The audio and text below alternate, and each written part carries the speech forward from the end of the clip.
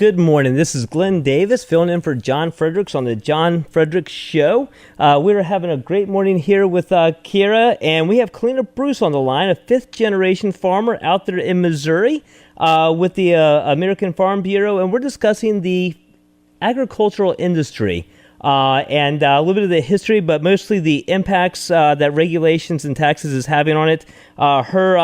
Her work to make sure that that next generation is still able to have the agricultural industry flourish. And specifically, right before we took a break, we had just mentioned the trade agreement. And Kalena, can you take a second? Because a lot of people hear about this trade agreement, and what they don't kind of draw the line between is the discussions that we hear that the president's having and what Congress needs to do, and then what that means to the agricultural community, and then how that impacts the cost of food on their plate. If you can kind of walk us through that.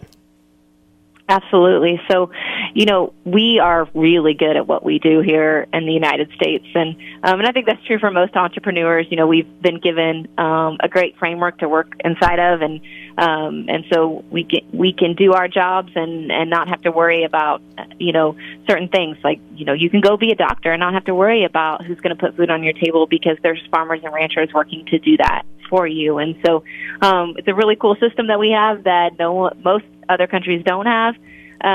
But we're good at producing food and doing it well. And so we produce more than what we can consume in the United States. And so then we go to our trade agreements to send those to other countries that need it. And so, Mexico, Canada, those are our top 5 of who we trade with, and billions of dollars back and forth in agricultural goods. And so it's very, very important that we get this new trade agreement ratified, and that there's no lull in our trade, because that would be even more detrimental on the agricultural economy than what we're experiencing right now, and it would just put a lot of family farms out of business. And so it's important that the American people realize that we have to have these trade agreements to keep the agricultural economy leveled out.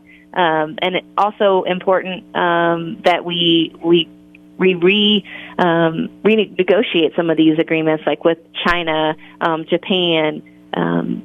We have a really hard time trading with the European Union simply because they're trying to consume their own agricultural products, and so we need to renegotiate some of these and take advantage of some situations in some other countries, so that we can continue to grow our ag economy. Again, we're running counter-cyclical, and so that basically means that we have to have size of scale. Our farms have to be bigger so that we can make a living for our families. You can't just make a living with 100 acres anymore. It takes a couple thousand, and so and sometimes that's hard for people to understand. But those are just facts. Our commodity prices are low, so that means we have to produce more to be able to make a living. Sure. No, it's kind of all that kind of economies of scale, and it makes complete sense. How obviously you're a beef farmer, but there's farms all over in my neck of the woods. We have a lot of different farms out here, so these trade practices impact everyone, and it impacts all of us when it comes to the cost of food. How can people help? Is it just reaching out to the congressman? Is it a website they can go to? How can they kind of get involved and kind of help hopefully push this a little bit harder through Congress? Absolutely. So, yes, please contact your congressman and tell them we need these trade agreements and we need their support on them. That's probably the biggest thing right now, is getting it to come up for a vote in the House. We need them to start that process and push it through. We know we have the votes in the Senate to make it happen, but we need them to just bring it up for a vote in the House. And from there, there's a great organization called Farmers for Free Trade. And they are traveling across the country right now, talking to people, talking to farmers, and talking to communities, and just letting people know the issues. And so you can get involved with that organization. Go to their website, farmersforfreetrade.com, sign some petitions, that sort of thing. And so we need everybody on this to push this through, make this happen. This agreement didn't change a lot of things for agricultural, more so it changed manufacturing and things like that. But we didn't really need it to change much for agriculture. It was good for us And so we just want to go ahead and get it pushed through so we can maintain those trade agreements. Kalena, we have, I guess, about 2 minutes left, and you had touched on another topic before the last break, and that was immigration. How is the immigration policy or lack of reform with it impacting agriculture? So on farms and ranches, we have a lot of jobs that,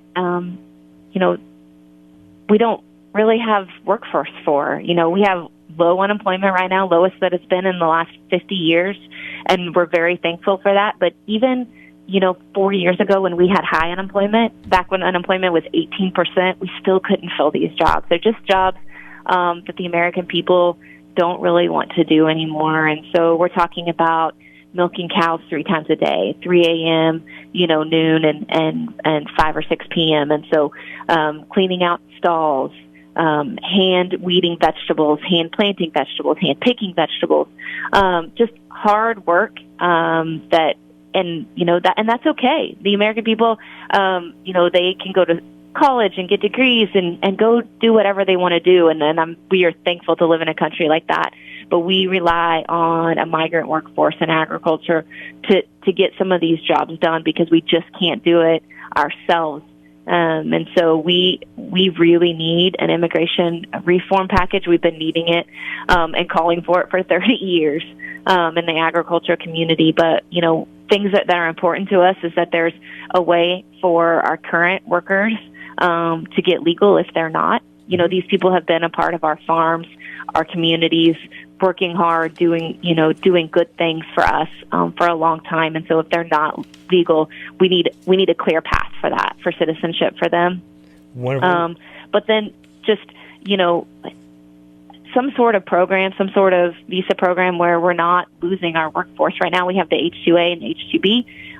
It's red tape after red tape after red tape. We also raise strawberries on our farm. If I need workers in May to pick strawberries, I can put my paperwork in and I can say I need these workers May 1st. They might not show up till July.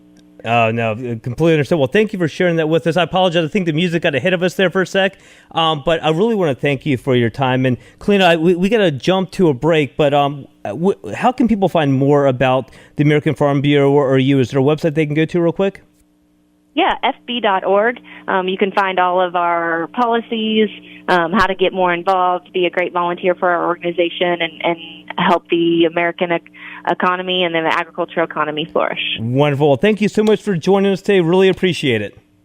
Yep. Thank you for having me.